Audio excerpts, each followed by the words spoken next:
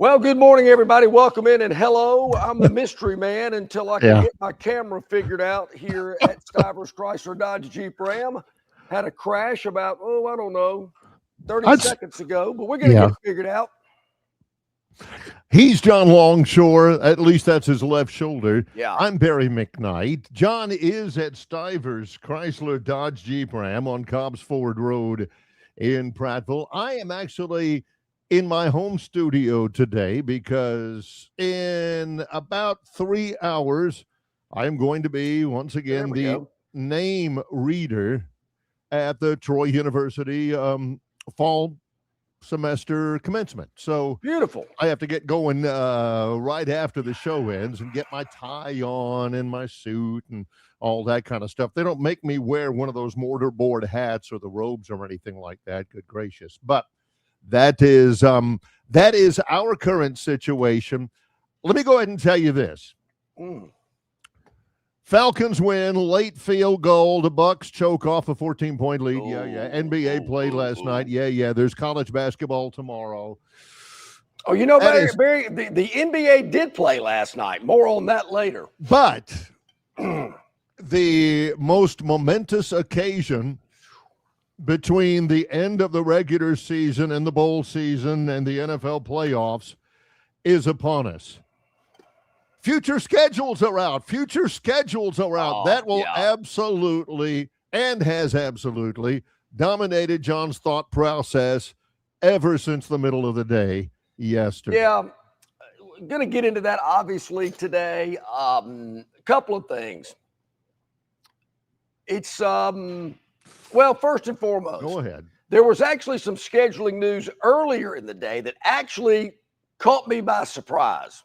Which doesn't always, which rarely happens when John is caught by surprise. I was caught by surprise on this one. And I'm curious, was this a surprise to you that Troy and Auburn will play a football game in 2031? It was a little bit. You know, we'd heard rumblings. There had been backroom talk. I hadn't heard anything from any of the Troy people, just the Troy fans out there. But Auburn and Troy will play in Auburn in 2031, which is obviously the first time they've ever met, even though they're about 90 miles away. And the reaction has been overwhelmingly positive. From the Troy people, it's like, man, it's about time. Goodness gracious, why haven't they done that before? And from the Auburn people, they're looking at it. It is one of about 4 scheduled games that have been announced. I think Georgia Southern is in, North Alabama is in as well. And this should have happened a long time ago. Well, I disagree with that, and I'm going to give me 2 seconds. I've got to move a banner because this sun is right in my eye, and it's about to kill me. You know, this time of year, you never know where the sun's going to be. Yeah, man, it is all over the place today. But here we are back at it. This is live. Live, unless you're listening to us and watching us after 9 o'clock in the morning. Nothing wrong with that, you know. And he may have to do it during a commercial break later on. You know, this sun. I mean, it's a bright, beautiful day today, folks. Here at Stivers Chrysler Dodge Jeep Ram. But man, this sun, it is killing me today. Anyway, Auburn and Troy, 2031. Yeah, a little bit less than 6 years from now. So all of you 7th graders who are, probably going to end up at either Auburn or Troy. This I got is going to be big for you guys. Yeah, I got some good news for it. First and foremost, I'm not going to change my stripes today. I don't know why Auburn's doing it. I wouldn't have done it. Auburn has nothing to win, nothing to gain. Why are they helping Troy? I don't get it. That's been my stance forever. I still don't get it. But I will say this. Will this game actually take place? No question. I remember when Tommy Tuberville came to Auburn, and one of the first things he did was, we're not playing them. Boom, off the schedule. Now, I'm not sure, if Alex Golesh doesn't work out real well, I'm not sure he'll be around, nor will the athletic director, John Cohen, who obviously okayed this deal. Yeah. So I'm just saying, don't make your travel plans just yet. I gotta see it to believe it. That is etched in stone. That is absolutely. Now, of course, you've got some people who are self-styled comedians, jokesters, full of shenanigans and monkey shines. Yeah. Then, oh, that's about 3 Auburn coaches from now, or. Well, I think 3's pushing it. 3's pushing it.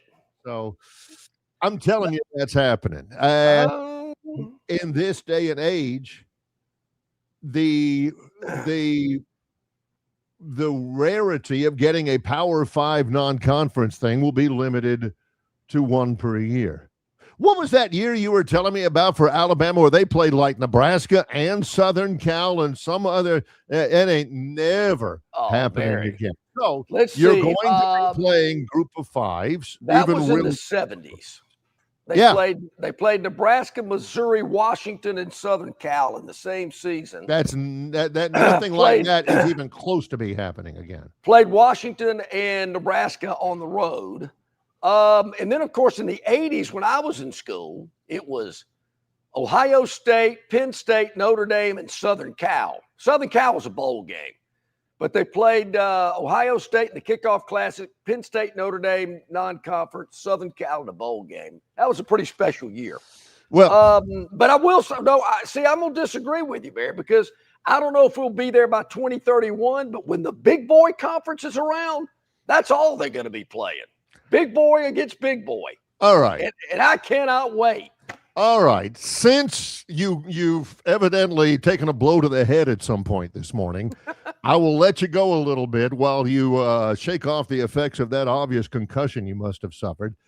So you're telling me that it's more likely that Auburn and Troy won't fulfill the contracted obligation that they have entered into. It's more likely that they won't play and more likely that the big boy conference will be here by then. Well, I'm just Auburn, Troy, John says ain't happening. The big boy conference, that is. I'm just throwing it out there. I'm the guy to kind of, let's tap the brakes and let's ease back from this giddy fest we've been on. There is a precedent here, and I brought it up momentarily. Tommy Tuberville said, we ain't playing Florida State. Boom, done. I think Sanford got on the schedule, somebody like that. So I'm just saying it's happened before. If there's a coaching change, and I'm looking, I'm saying, whoa, time out. Well, why are we playing Troy? I mean, they beat people like LSU, Nebraska, take Ohio State to the brink, Clemson. What? Who thought this up? I'm just saying. So in 6 years from now, when we're going, I think this is the week Auburn should have been playing Troy. That Longshore said something 6 years ago that I thought he was crazy. Boom. Look at this. I'm not hoping that happens. I'm just saying it wouldn't shock me. So why would it happen? Because Auburn would drop a Troy or a Georgia Southern or a North Alabama. Why would it happen? What would be the compelling reasons? Because they've decided they're going to enter into a contract, a one-off, a contract with Ohio State? With Michigan or something? Is that likely to happen with a 9-game schedule? But there again, if the big boy schedule comes up, number one. And number two, if you have a coach similar to Tommy Tuberville saying, we're not playing this game. Well, this does nothing for us. This is no good. Any coach might have that. It could, certainly any coach. But, now, my law, there again, when Troy comes up there and wins the game, is everybody going to feel – well, the Troy people will. Absolutely. We're going to feel giddy about that. Man, this was a great idea. I'm so glad we did this. I love it. Love it that John's using Tommy Tuberville as his barometer to what is good and right and true in this. Because one of my Tommy Tuberville's very first year when he left Ole Miss, not in a pine box, and came to Auburn, the first thing he did, one of the very first things he did, was he got Florida State the heck off the schedule. If you remember, and I surely do, the very first game that Auburn was to have played in the Tommy Tuberville regime was against Bobby Bowden and Florida State. Correct. This was right after Auburn had unceremoniously dumped Terry Bowden. And I remember somebody said, "Hey, Bobby, are you going to take it easy on Auburn after what they did on your son?" He said, "Well, maybe a little bit." But he got rid of Florida State. Biggest day. That was during the spring before the season started, early spring. And he replaced them with Appalachian State. And I thought it was Sanford. It was Appalachian State because I was at that game. Yeah. You know why I remember that most of all, that it was Appalachian State? Because this guy right here absolutely skewered Tommy Tuberville for dumping Florida State and playing Appalachian State because he was scared and didn't want that beatdown. Now, many, many years later, Tommy Tuberville is the shining example of all that is good and right and true. I didn't say that. I never said that he was the shining example, even though I did like him as a coach. I'm just telling you he did it. He said, we ain't playing them. Do whatever you got to do, but get them off the schedule. Not going to happen. Now, should he have done it? Probably, but he didn't. So there is a precedent there. And look, if Jared Parker gets successful and somebody else hires him and Troy hires Brian Harsin as the next coach, you think they're going to let him come to Auburn? No way. Ain't no way. You better hush. Oh, my God. So there's a lot of scenarios out there, but there again, I'm happy for Troy. I don't know what Auburn's thinking about, but I've been trying to figure that out for 62 years. So, you're asking the wrong person on that one. Yeah. I will say this, though, Barry. I got to know Kyle George is very happy and proud about this. Yes. I don't know if he had a lot to do with it. I guess he did because he made the announcement. And I don't know if maybe when he became the official AD at Troy, he called up John Cohen and said, "Hey, ain't got nothing to lose, got no in my pocket. You want to play us?" I think that's a big feather in his cap. So I do salute Kyle George for, hey, I've been living my life of I got no in my pocket. And I'm glad to see they made the call and tried to make it happen. What will it be like? I know the Troy people are excited, that's for sure. Bob from Pike Road, couple of things from him real quick. He says, "I agree, John. The top 50 or so Power 4 teams, to include the SEC and the Big Ten, and a few from the ACC, Big 12, and Notre Dame, will break off and form a league similar to the NFL model. That is coming." That's what I love about Bob. He's forceful with it. He may not know. He may not have an idea, but he's forceful with it. And Bill from Baltimore says it'll fill the seats. And Bob from Pike Road says, "Bill, I can promise you." See, it's not that he's just saying it. He's promising it. That's forceful. Yes. "Bill, I can promise you in Titletown and in Lee County," he means Tuscaloosa and Auburn, "the stadiums are full. Playing Troy is not going to add in that in the least. It is already happening." Disagree. Did you see the crowd in the ULM game? Did you see the crowd in the Eastern Illinois game? Did you see the crowd in the Mercer game? Those weren't full. There were empty seats. When Auburn plays Troy, there will not be an empty seat. Well, we'll have to wait Troy and see people, on that. I mean, the Auburn people may not show up, but the visiting stands will be full, Bill. Well, I can promise you. We'll have to wait to see that. I mean, it'll be an SEC Plus game, so there won't be a lot of eyeballs on it on the television. So you'll have to go to the game if you want to see it. Is it the first game of the year? Is it the I think it's kickoff? September the 9th or something like that. So maybe game two, it kind of sounds like. Yeah. But yeah, well, I mean, look, Auburn's going to show up. I'll say this. I mean, this Auburn team has had a rough 5 or 6 years. A lot of losses, not a lot of wins against big-time opponents or league opponents for that matter, and they still fill the place up. So I got to give Auburn credit. I salute them. That fan, and I've said it for years, it's probably the most loyal and energetic and enthusiastic fan base and it's kind of how you describe it, because some people might say that's about LSU, but if LSU's losing, there's a lot of empty seats. Oh, yeah. But I think Auburn fans are going to show up. Yeah, I mean, they'd show up if Capitol Heights was playing. Yeah, and, maybe the Mercer people didn't. It's not a very big school. Maybe the ULM, I can't even remember their schedule now, and it was just this year. But the Troy people are going to show up. Every ticket they can get, they're going to get. That's going to happen. Now, the question is going to happen. Is Greg Byrne going to schedule Troy? Ain't going to happen. That's not. That's not. I mean, I'm seeing it on the chat line. I'm getting it on the text. Well, why won't they? Look, this is only a 2-hour show live. So, and it's not, and not only, and this is not a Troy thing. He ain't scheduling North Alabama like Auburn has. He ain't playing Jacksonville State like Auburn has, or UAB like Auburn has, or Samford like Auburn has, or South Alabama like Auburn has. That was the other one I couldn't think of, South Alabama. None. Zero of them are happening on the University of Alabama's Tuscaloosa schedule. Say what you will about it. Is it, well, come on, Greg, be nice. Come on, help us out here.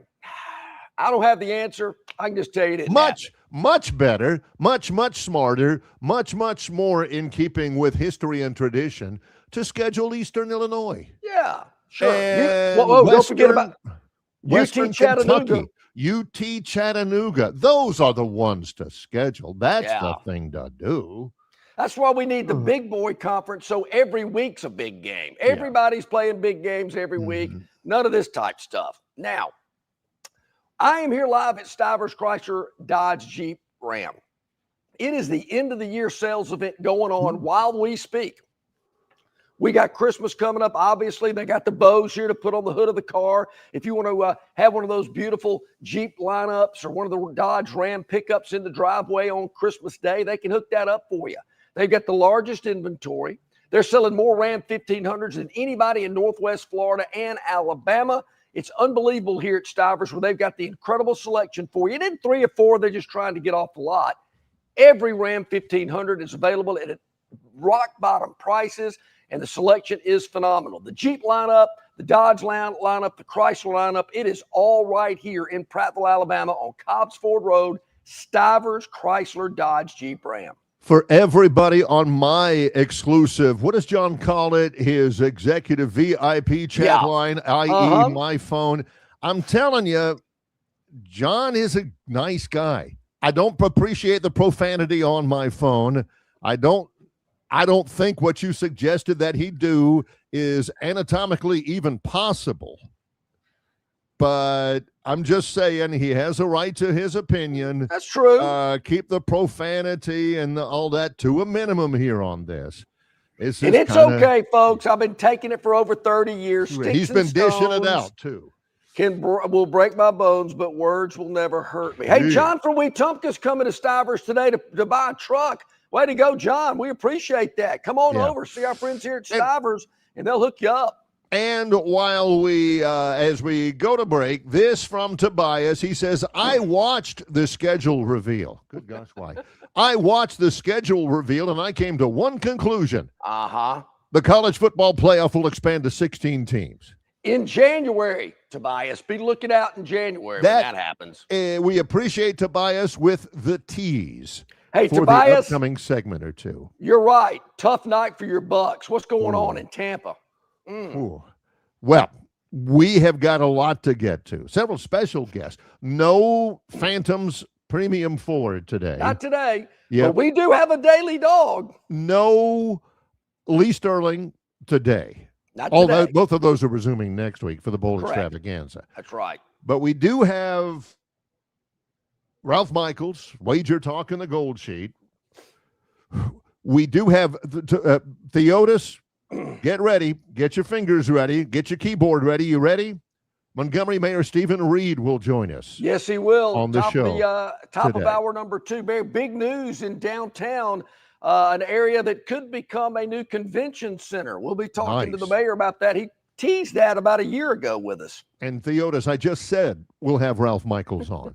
I just said it. Good gracious. It's Longshore and McKnight in association with Yellowhammer News, presented by Bud Light. Marguerite's has done it again. Famous for their $99 Christmas special, and Lyle has come up with the best I have ever seen. Half-carat stud diamonds, $99. That's right. Half-carat stud diamonds, just $99. But there's a limit of 3. So you need to hurry out to Marguerite's in Peppertree on Vaughn Road, adjacent to Chappie's Deli. Marguerite's, of course, is open extended days and hours during the Christmas holiday shopping season. So make sure to take advantage of this year's incredible Christmas $99 special, half-carat diamond studs, just $99 from Marguerite's exquisite jewelry. They make it. They really make it at Marguerite's. Hey, where's the beer guy? Well, Bud Light here? You get a Bud Light? Bud Light? I'm here, Bud Light. Bud Light here? Bud Light here? Bud Light here? Bud Light where? Bud Light here? Oh, Bud Light there. I missed that because of you. You did not miss that play because of me. Tough to stop talking this way? Yeah. It's actually kind of fun. Hey, I got your Bud Light. Oh, nice. Never mind. Anything for the clean, crisp taste of Bud Light. What'd I miss? I have no idea. You can be a winner too with Victoryland Casino's 8 days of giveaways. The more you visit, the more chances you have to win. We're giving away $125,000 in free play and cash. That's right. Victoryland Casino is giving away $125,000 in free play and cash. Come play the latest and greatest games featuring exciting bonuses and huge jackpots. There's always more ways to win at Victoryland Casino. Off I-85, exit 22, Shorter, Alabama. Must be 21 or older. Must be present to win. okay, welcome back in, everybody. Glad you are with us here today. Live, I am at Stivers Chrysler Dodge Jeep Ram, and Prattville Barry is in his home studio in Troy. Ram 1500s up to 21 grand off, 3.9% APR for 72 months. You can't go wrong. The choices are absolutely incredible. The Jeep lineup as well. Great deals on the Jeep Grand Cherokee up to 11 grand off. The Jeep Wranglers 14 grand off, and the Jeep Gladiators up to 13K off. Incredible selection, incredible value here at Stivers Chrysler Dodge Jeep Ram in Prattville. Now, last night was the big 2026 Southeastern Conference schedule reveal. I know probably there may be some other schools that did it. I don't know. I mean, some other conferences that did it. But the SEC did it last night. And Tobias actually watched. I know it's a big production on the SEC network. I know Cole Kubelik was on it, and McElroy and all that. Well, it was Roman Harper with a kind of a that's right mango orange looking suit. I don't know where Roman got that from. Of course, Roman from right here in Prattville. Cole, Chiz is good in the studio. I got to tell you, I like music in the studio. He is. On the sidelines, not so much, but in the studio. Dari Noka, I saw a little of it, Barry. I was detained last night at another event. Maybe that's not the right word. Detained seems a little harsh. Yeah, no kidding. Like you were handcuffed to a staircase or something. I was at another event. It was a Christmas party. It was quite nice. John made bail, and then he got a chance to watch a little of it. Yeah. So I like the breakdown, but I didn't see all of it. I'll say that. I didn't see any of it. But God bless him for being able to squeeze whatever it was, an hour, 2 hours out of that. And it is more interesting than normal, which is not very interesting, because the SEC is going to a new schedule model this year, this upcoming year. The first thing I noticed, Barry, and I don't know if a lot of fans have noticed this either. Maybe I would not have noticed it if I didn't hear Gene Chizik say it last night. But this year's schedule, and it happens every 4 years, where we have 2 off weeks in the schedule. There's only one in 2026. That's right. Because of the way the calendar falls. So therefore, it is really, really important. I'm glad John brought that up. He is the schedule maven on this program, because it is really, really important now where your off week falls, and we'll take that into account. It's the first year where the SEC will play 9 conference games. It's a continuation of the SEC rule that they have to schedule in the future at least one opponent from the ACC, Big Ten, Big 12, or Notre Dame. Yeah, yeah. And I want that to continue. Yeah, I've told you, folks, I'm greedy. I want it all. You got, again, there's no divisions. There's none of that. It's just a single standings. Every school will play 3 opponents in their SEC schedule that are the same opponents every year, the traditional opponents. Yep. The 6 games will rotate among the remaining schools evenly, they say. We'll see. And every team will face every other SEC program at least once every 2 years, and every opponent home and away in 4 years. So there you go. There you go. Those are the parameters. We'll start alphabetically. Okay. Alabama opens up September 5th against East Carolina. Yeah, I won't be there, Barry. I know that's a shock to you. Yeah. But I just wanted to go ahead and let everybody know I will not be there. Here's September for Alabama. 3 home games, 1 road. Home games against East Carolina, at Kentucky in week 2, Florida State, and South Carolina. That's another aspect of having 9 games. You don't really need to go ahead and get your 3 non-conference games out of the way early. You're going to start your conference play earlier than a lot of people are used to. Alabama plays 2 in September. October. Well, and I do want to say this. I do think the game at Kentucky is really a nice way to kind of ease into the SEC schedule. I like that. I think that's a good one for the Tide. They don't play Kentucky very often, and I don't ever remember them playing Kentucky this early in the season. It is week 2. It is on the road. Okay, October is a little difficult. I mean, add Mississippi State. Well, the Florida State's not going to be difficult. That's a revenge game. They are not going to be difficult. Well, they shouldn't have been difficult this year, but they were. Yeah, good point. October opens up at Mississippi State. Then back to back. This is October. Yeah. Georgia at home. Tennessee on the road. Texas A&M at home. You know what else? Goodness. There's not an off week between those 3 games.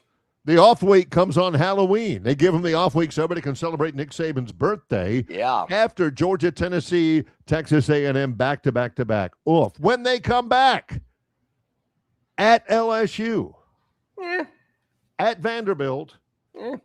See, he says so much just with a simple bleat. UT Chattanooga at home and Auburn at home. That's another week I won't be in Tuscaloosa, but I think you already knew that. You can look at him and you can look at 2 right there saying, ain't no way I'm going to be there. East Carolina and UT Chattanooga. And then Auburn to end the season. Yeah. October, it's this way for Auburn and Alabama.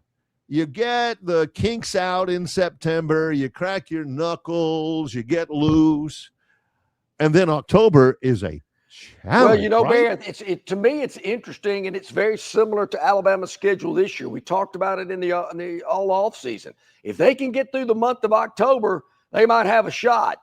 I just wasn't expecting the loss in week 1 or the collapse against Oklahoma in November, but October setting up similar to last year. Georgia, Tennessee, and Texas A&M, all 3 in a row. And I guess we better throw Mississippi State in there as well because they play them in Starkville to kick off the month of October.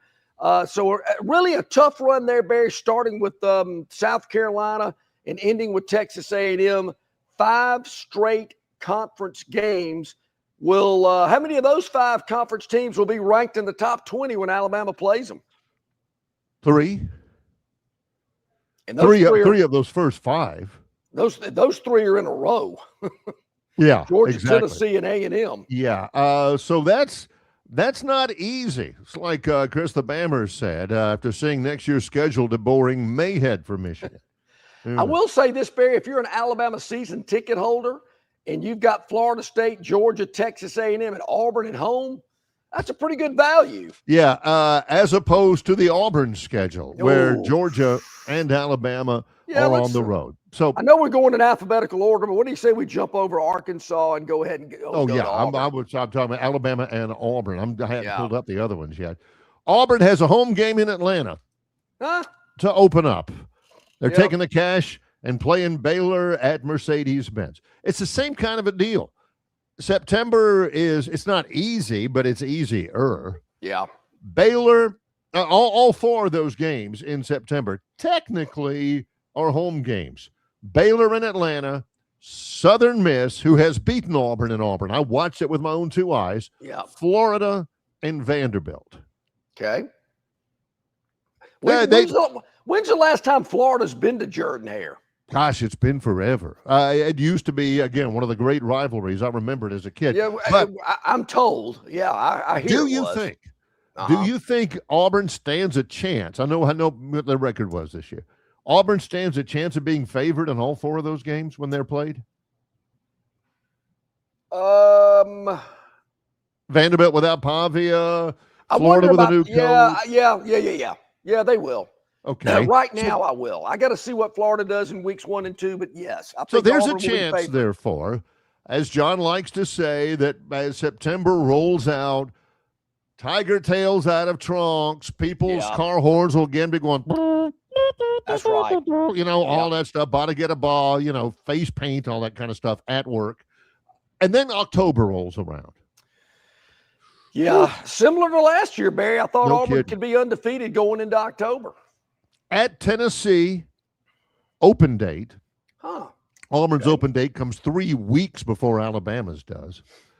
At Tennessee, open date. At Georgia, LSU, and then at Ole Miss. Ooh. They may be 4-0 heading into October and 4-4 coming out of October, right? I was thinking the same thing, yeah. Ooh, that's tough. 2 road trips with an open date in the middle, Tennessee open, Georgia, the Vols and the Dogs on the road, and then you come home, and then it is LSU and Lane Kiffin in Jordan-Hare Stadium. Wow. Then you got to go take on Pete Golding the week after that. On a Halloween. Yeah, it is. Wow, you're right about that. The Ole Miss band will be dressed up in costume.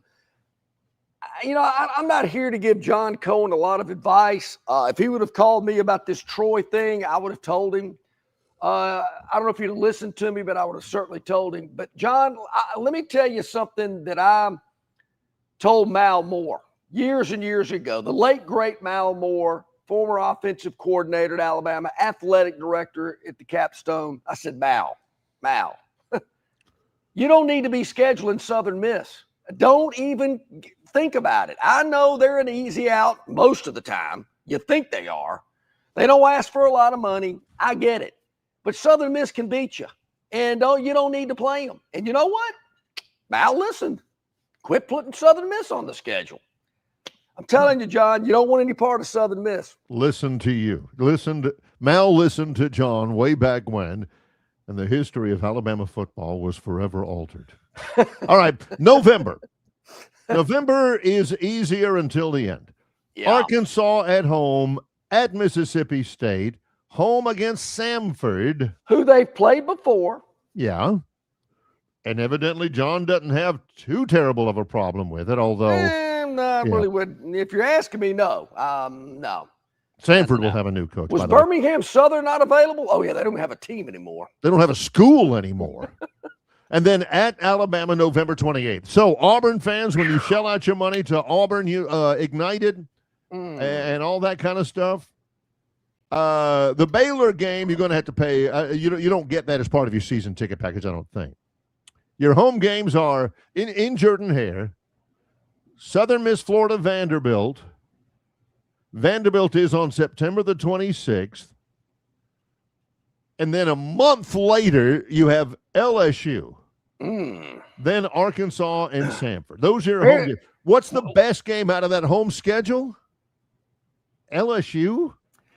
Barry, wasn't that the same kind of setup this year? Didn't Auburn have like a long streak where they didn't play in Jordan-Hare? Yeah. They played like the first 5 at home, and then they didn't play again for forever at home. Yeah. So it's the same deal for this one where yeah, I got to say, I mean, at Tennessee, at Georgia, at Ole Miss, at Alabama, that's tough. That's But you got Florida coming back, and it's been a while since the Gators have been in Auburn. Arkansas, Sanford, definitely not. Southern Miss, I don't know. Our buddy Brett from Beauregard, look at the big bearing on Brett. He says, John, Auburn beat Florida in 2011 in Auburn. Thank you, Brett. It's been 14 years. That used to be one of the great rivalries in the old SEC, and they hadn't played in Auburn in 14 years. That's a travesty. Well, Barry, it's kind of like, and we'll do this when we get back from the bottom of the hour break, but there's also another team in this league that not only, it's been longer than 14 years, and they still aren't playing them in 2026. It's amazing. I don't understand it. The SEC schedules are out. Theotis is not a fan of the discussion. I don't care too much about it. Just tell me who we play and line them up, and here we go. It's Longshore and McKnight in association with Yellowhammer News, presented by Bud Light. Why Hands? At Hands Heating and Air, you get this area's highest ranked service provider with 24-hour repair service, no overtime charges, and their same-day service guarantee. Plus, instead of other companies' 30-day repair warranty, Hands gives you a 3-year repair warranty. Hands Heating and Air is here for you 24/7, 365. And service is not just something they do, it's their way of operating, for you in mind. All of Hands employees are trained to adhere to this standard. They work hard to ensure that this standard is maintained, and they are constantly looking for new ways to better serve you. Call Hands Heating and Air today at 508-5382. That's 508-5382, or find them on the web at 834hands.com. The dreams that matter most happen while we're awake, because they're the ones that remind us of the places we want to go, of the ideas we plan to pursue, of the legacies we hope to leave. We understand you have goals to meet, and we want to help you reach them, to fuel your vision and invest in whatever motivates you. So we want to know, what inspires you? Synovus Bank, member FDIC. The Wrap Up the Year sales event is on at Stivers. Grand Cherokees and 3-row Grand Cherokee L's under 30 grand. Wrangler 16 grand off. And Gladiators 14 grand off. Stivers, Chrysler Dodge Jeep Ram, where Price sells new cars and trucks in Prattville. The Wrap Up the Year sales event is on at Stivers with great deals on new Rams like 0% for 6 years. Laramie's up to 18 grand off. Bighorns up to 17 grand off. And Heavy Duties 12 grand off. Stivers, Chrysler Dodge Jeep Ram, where Price sells new cars and trucks in Prattville. Okay, welcome back in, everybody. So glad you're with us here today on this Friday. Barry, I cannot believe it, but Georgia has yet to go to Kyle Field and play the Aggies of Texas A&M since they have become a member of the SEC. And if I'm looking at this schedule correctly, they're not going in 2026 either. They don't. Georgia doesn't play anybody from the state of Texas. I don't get it. What is it? They've got the mange or something? Is there a restraining order against Kirby Smart? You know, to get arrested if he crosses Texas state lines? I don't know. They've got to play them according to the deal. They got to play them every 2 years. I guess they play them in 2027. But that's one of the only things about going to a 9-game conference schedule. John used to bring this up every year. We have got to go to 9 games. And I'm thinking, out of all of the great, terrible, and pressing problems we have in intercollegiate athletics, that's the one John focuses on. Yeah. But my thing is always, we got it good right now. Why would you change? What's wrong with right now? Bowl games are great. You know, why would we change those? And John would look at me like I had a horn growing in the middle of my forehead. What's wrong with it? Everything. So that was one of the only things that he brought up about it that I actually thought was a good, compelling, pressing point. Is that, and he would bring that up. This is way back when, even back then, when Texas A&M was in the league for a little while, he would point out, when are they going to play Texas? We can think of some of the other ones, you know, Arkansas versus Kentucky, or so-and-so against Missouri. You never. So with this, at least with a 9-game schedule, you will see some of these games that you never have seen before. So that's good. Yeah. But what it does, we'll see what happens where, again, you're compelled to play one school non-conference every year from the Big Ten, ACC, Big 12 for Notre Dame. That's a good thing, I think. But the other games are going to be the Mercers and the UT Chattanoogas and all of that. And I see Georgia stack 2 of those back to back. If I'm a Georgia fan and I've got to go all summer long getting ready for Tennessee State and Western Kentucky, and then they head on the road to Arkansas, their first real game, I know what you mean. How do you define real game? I think you know what I mean. Is Oklahoma on September the 26th between the hedges. I got to wait a month before there's a game of any significance at home. Yeah. And it's not a great home schedule. People are skewing Georgia because there's a perceived bias towards them from the SEC office in terms of scheduling.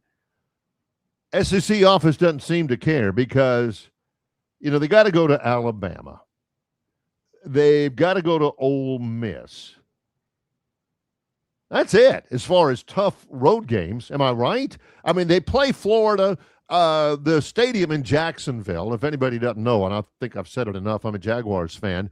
They're getting just an absolute total new redo of their stadium and the complex and everything. So they're not playing the game. They're not playing the Georgia-Florida game in the Gator Bowl for a while. They're playing Florida next year in Atlanta while they do whatever they're doing in Jacksonville. And that's supposed to be it is a home game for Georgia. Yeah. Which has never been the case in that rivalry. But other than that, Georgia goes to Arkansas, to Alabama, which is tough, of course, to Ole Miss, to South Carolina. Barry, is there a team that is not on their schedule that maybe you're going, wow, man, aren't they supposed to be playing Tennessee? There is no Tennessee. No Tennessee? I'm glad you brought that up. I didn't know. They got Tennessee State. Yeah. But that's it. Tennessee did look ahead to their schedule. Pretty tough, I will admit, with Texas, Auburn, Alabama, Texas A&M, and LSU on their schedule among some of their SEC teams. Is Tennessee relevant still? I mean, they were rocking when they had their offensive coordinator, but then he went to South Florida. Now he's in Auburn. Is Tennessee kind of a thing? Who's going to be their quarterback du jour next year and all that? Yeah, I kind of wonder that too. They still seem to be trying to find themselves. Texas looks like they've beefed up the Longhorn schedule a little bit. Texas will play at Tennessee. They're at LSU, at A&M, and they've also got Florida and Ole Miss on their schedule as well. So a little bit more meat to that schedule than the prior 2 seasons. Well, let me bring this up since you bring up Texas. Yep. And we're hopscotching around a little bit. Texas, if you look at their schedule and you look at Oklahoma's schedule, that's an early bye. I mean, that's a really early bye for them before, they play their game in Dallas against each other. Texas and Oklahoma will play on October 10th. I don't know if there's another school besides Texas and Oklahoma that has a bye. Their only bye, as John said, on the first weekend in October. That means Oklahoma and Texas have to play 8 straight SEC games to finish the season. That is brutal, John. You know what? Chizik brought that up last night. I mean, I'm telling you, Chiz is on top of it. He made that point last night. That is rough. I did hear that. Looking at LSU, wow, they've got Texas A&M, Alabama, and Texas all at home next year for Lane Kiffin, and they play Alabama and Texas in back-to-back weeks. Ooh. Both of them at home. Both of them at home. I didn't catch that. There's a lot of little nuances in the schedule if you really dive into it. And, I haven't really gotten the steak sauce out. I might do that over the weekend. You never know. But basically, with our audience, Auburn and Alabama's schedule are the ones that the people are most interested in. And there again, I look at it from this point. If you're a season ticket holder, if you're an Alabama fan, you're thinking, wow, we got a pretty good home schedule. I'm in. Auburn, you might have to think about it a little bit because not as many great home games as maybe they've had in years past. Is it a one final thought? We'll go to break. Yep. Is it a foregone conclusion where College Game Day is going to be September the 19th when the Lane Kiffin-led LSU Tigers play at Ole Miss? Oh, no doubt. In week 3? No doubt. Holy smoke. Yeah, Barry, I'm trying to figure out how many primetime games and how many game day appearances there will be in Tuscaloosa next fall. All right, let's take a look. What do you think? East Carolina? No. UT no. Florida State in week 3? No, week 3 is going to be LSU Ole Miss. Yeah. South Carolina, no. Georgia, October 10th, yeah. I would think that's a chance. Yeah. And then Auburn at the end of the year. Which do you think would be more valuable as a television production? Alabama, College Game Day going to Tuscaloosa for Alabama, Texas A&M? Or you give them a choice. Well, you can either have Alabama, Texas A&M in Tuscaloosa, or you can have Alabama, Auburn in Tuscaloosa. Which one you take in College Game Day? I have no doubt which one they would want to take. So I will say this, Barry, and I'm going to make a bold prediction, and I think I'm pretty close to it. Get ready, Bama fan, because September 5th against East Carolina, that's got 12 noon ESPN Plus written all over it. You get one SEC Network Plus game a year, and that's UT Chattanooga, November the 21st. I didn't know it could only have one. Okay, so I'll save that for UT Chattanooga, November 21st. If somebody does have more than one SEC Network Plus game, it ain't going to be Alabama. We can tell you that right now. All right, so how about the next week then? At Kentucky on the SEC Network. Yeah, oh yeah. 11 o'clock in the morning. Yeah. That ain't going to be no Florida State. Florida State might be a night game. You never know, but maybe 2:30-ish, 3. They have a 3:15 game on the SEC Network as well. Yeah. So Georgia will be at night. The Georgia game will be at night. Maybe A&M. And will they play the Iron Bowl at night for the second year in a row? How about that? Depends on if Auburn's any good. If Alex Golesh takes the town by storm and the fair-haired child and all of that, the next big thing, that'll be prime time. All right, I got to tell you, I'm much more interested in non-conference scheduling, kind of like we started the show off today with Troy traveling to Auburn, allegedly, in 2031. That's happening. I guarantee you. Guaranteed. I'll make this statement right here, right now. If that game actually takes place, I will be at the game. I will be in Jordan-Hare Stadium.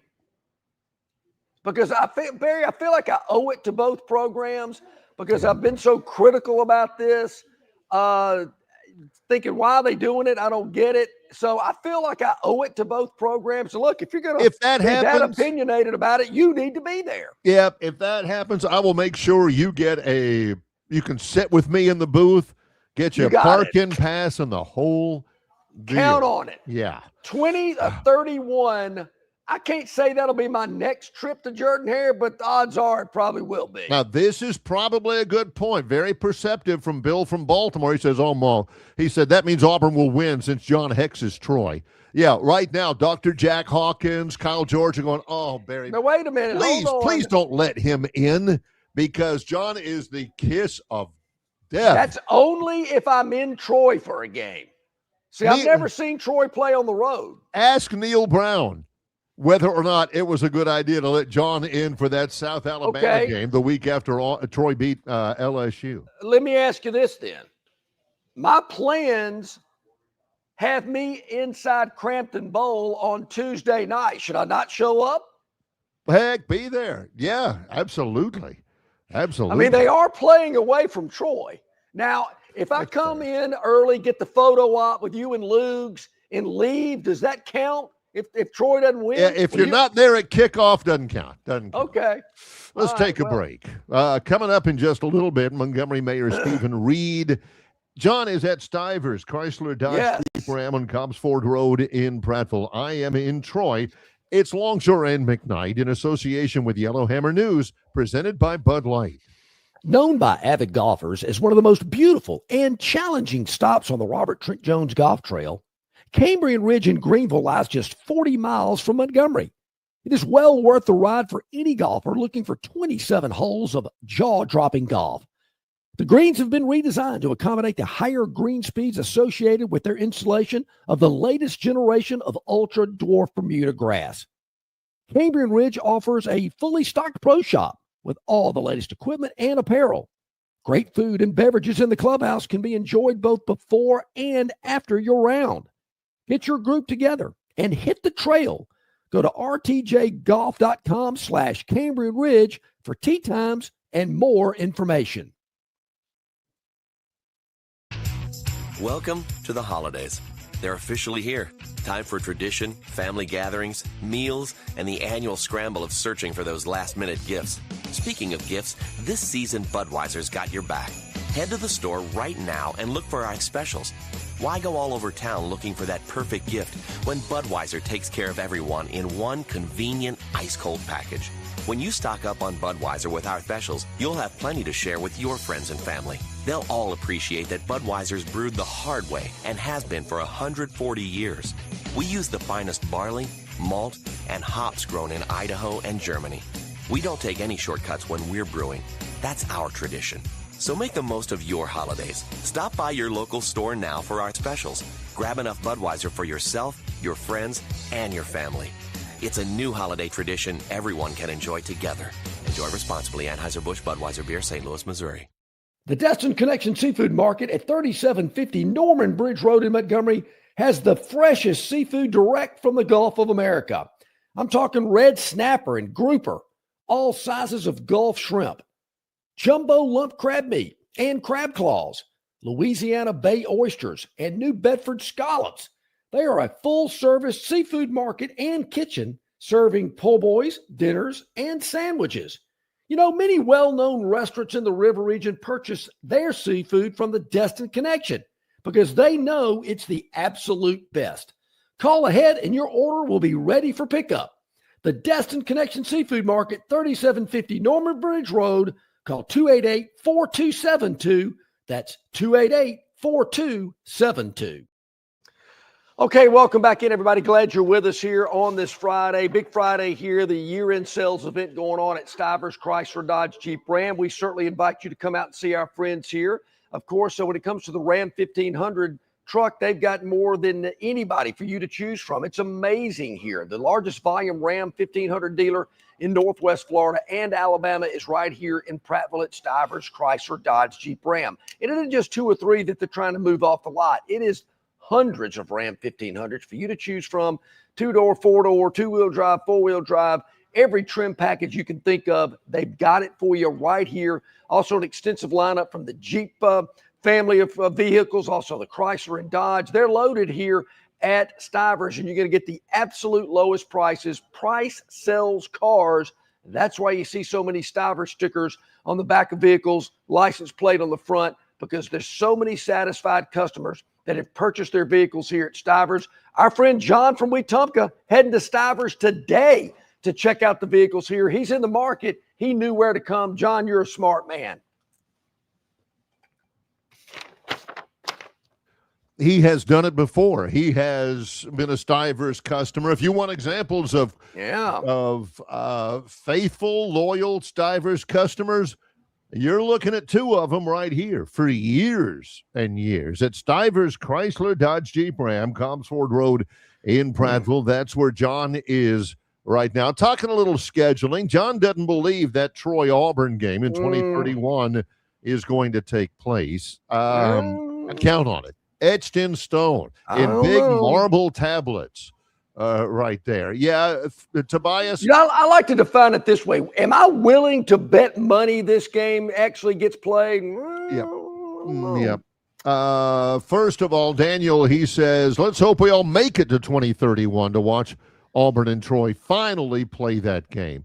And Tobias says, when Troy travels to Auburn, Barry McKnight still wants his per diem check. Yeah. Gosh, how many millions of times have I made that trip from Auburn to Troy and Troy to Auburn?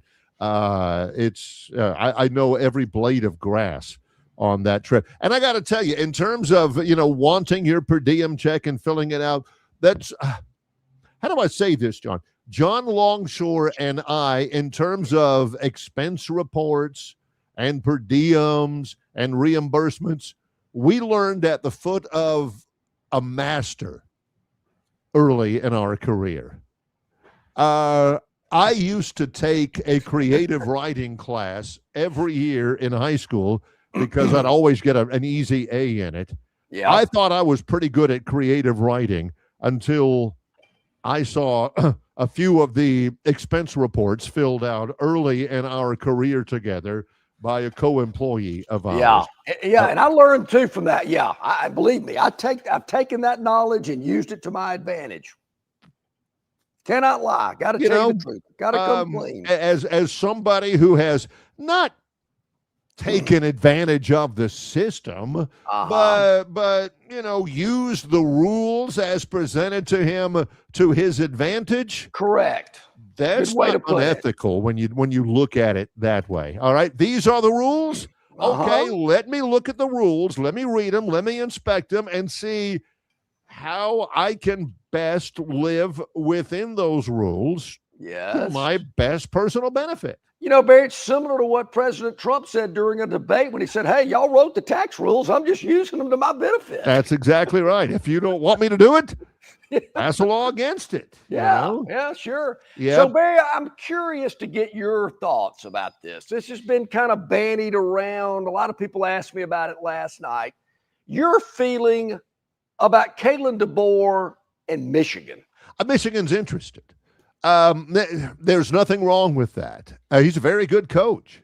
He's a Midwestern guy. Michigan will be interested. Michigan probably right now has already entered into discussions with Kalen DeBoer's agent, gauging interest. Yep. His agent, he's not going to tell Michigan to go kick rocks, get out of here, you're wasting my time. His job's not to do that.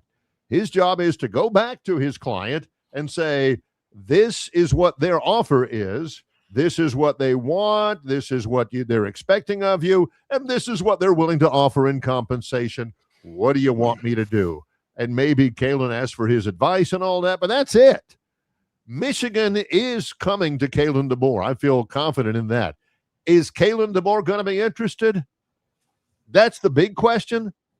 I don't think he is. Barry, I think Bama fans need to realize as long as Kalen DeBoer's winning, getting his team into the playoffs, people are going to be interested in Kalen DeBoer. I think you want a coach that people are interested in. I mean, certainly there were rumors about Nick Saban going to Texas and wherever else. And I think that's going to happen. I'm with you. I mean, Michigan has nothing to lose. We want Kalen DeBoer. I mean, let the world know that's who we want. That's who we're going after. There again, as you put it, does Kalen DeBoer want to go to Michigan? My thought is he's already in the frying pan, so to speak, in Tuscaloosa. Why are you going to jump into another one? I thought the same thing about Penn State. You're going to uproot your family and everything you've established in 2 years to go jump into another frying pan that's in a very difficult situation. I mean, obviously following Nick Saban was not easy, but everything was in place for you. There wasn't any turmoil. There wasn't any off-the-field issues. There was alignment, up and down. There was a lot of talent, a lot of support staff. I mean, the guy's proven in 2 seasons recruiting class. He can recruit. He's got 2 top 5 classes. He's beaten LSU, Tennessee, Auburn twice. He's 2-1 against Georgia. Yeah, I get it. A couple of warts out there on that win-loss record as well that people have scratching their heads. Vandy last year, Florida State, Oklahoma. But in 2 years, he hasn't won a championship at anything yet. Not even a conference champion. Didn't the SEC say they were the overall number one regular season SEC champ? John, you know as well as I do, because this is one of John's favorite things to point out. Are they going to put a banner up for that? Are they going to have something inside Bryant-Denny Stadium that says Alabama 2025 Southeastern Conference regular season champions? I can't get anything over on Barry anymore. Folks, I used to be able to slide those things in, but I guess I've used them so much over the years. Boom. I mean, did you hear his reaction time there? Did you see that? That was in less than a second. But yeah, John's point is a good point. Michigan is nowhere near as stable as Alabama is. Michigan's a mess.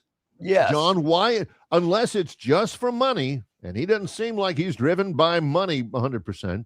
If it's just money, you listen to them, and they've got everything you need. Michigan's got everything you need. They'll spend NIL money. They got a bunch of. They probably got more NIL money than Alabama does. Their league is easier than than Alabama's league. Yep. But they are an absolute mess athletically. Their athletic director has swung and missed on a couple of guys. They've had NCAA sanctions. Recruits have kind of gotten out of the habit of taking Michigan seriously about anything other than how much money you're going to give me. I mean, he's got it better where he is right now than where they're wanting him to go. I mean, how many national championships has Michigan won in the last 40 years? I mean, they act like they're some big bad football program. They just that one. Yeah, I mean, what have they done? I'm just thinking, and there was obviously some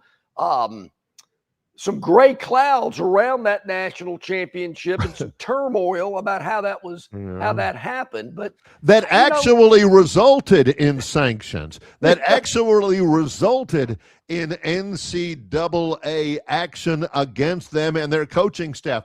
Unlike another national champion that had all of these allegations and these investigations that turned up evidently absolutely nothing because there were zero sanctions against them. There were several sanctions against Michigan in that national championship. I will say, excuse me, I will say at least that other program went back and tried to win another national championship 3 years later, something Michigan has not done. Yes. But I know Michigan, the big house, we're high and mighty, blah, blah, blah. Michigan, you're kind of like Notre Dame. Quit talking and deliver. Do something. Do something about it. I just don't get it. To me, Barry, there again, you never say never. I think it's a long shot at best. And if Alabama wins a week from tonight, is Michigan going to wait around until after the first of the year? I don't know. Penn State waited a long time. I don't think Michigan will, but I just don't see that. But I will say this, Bama fan, obviously there's a lot of schools out there that like your coach, so he must be doing something right. And, I'm not really hearing a ton of what I consider to be viable alternatives to Kalen DeBoer. It might be one of those where Michigan pushes all of their chips in the middle of the table because they really don't have a really good-looking plan B. How about Marcus Freeman? I'd like him. I don't know if that's the Notre Dame has some drawbacks, but that guy is Notre Dame. Barry, Notre Dame and Michigan remind me of an NFL franchise that thinks they're high and mighty and wonderful and great and ain't done nothing in about 30 years. Yeah, we're talking, of course, about the Dallas Cowboys, who have if anybody saw the Cowboys play last Sunday? Yeah. Did that look like a disinterested bunch. I see I see the mayor in the green room there. Look and at he's that. Smiling. What a coincidence. He's going, is Longshore going to hit me with the Cowboys right out of the gate? Mayor, it was good. Mayor Stephen Reed. Montgomery Mayor this morning. Stephen Reed. Good morning, Mayor.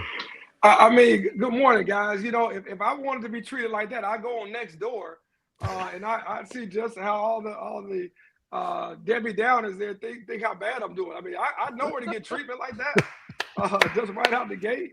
Well, I got to tell you this, in all seriousness, I speak for myself and a lot of Troy football fans that are certainly excited about a trip to Montgomery coming up on Tuesday in the IS4S Salute to Veterans Bowl Tuesday night at Crampton Bowl against Jacksonville State.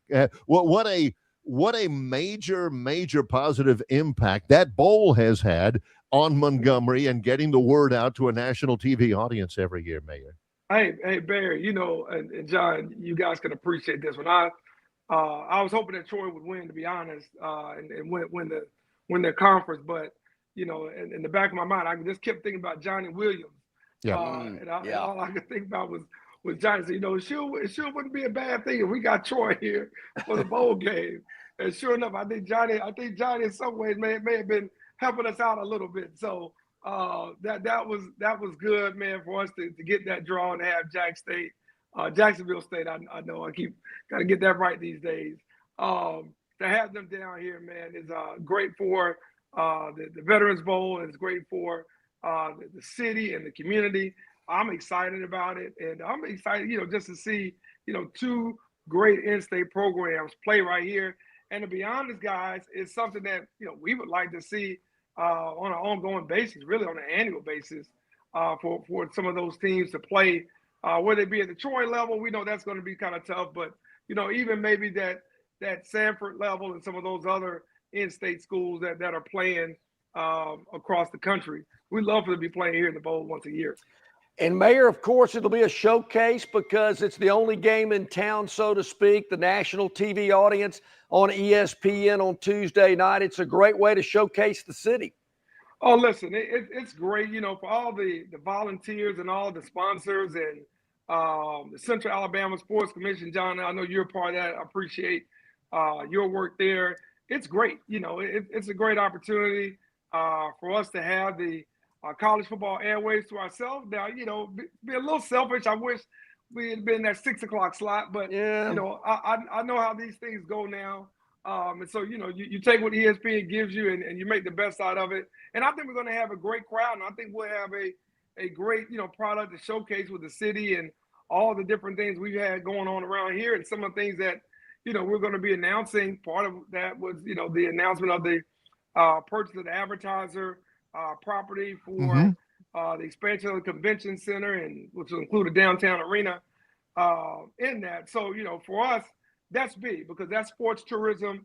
That's bringing in, you know, preseason and postseason tournament games, basketball, volleyball, bringing in, you know, even some state championships. And, you know, we've even started looking at, you know, renovations that we need and upgrades to Crampton Bowl, things that we know we need to do to keep these bowl games here.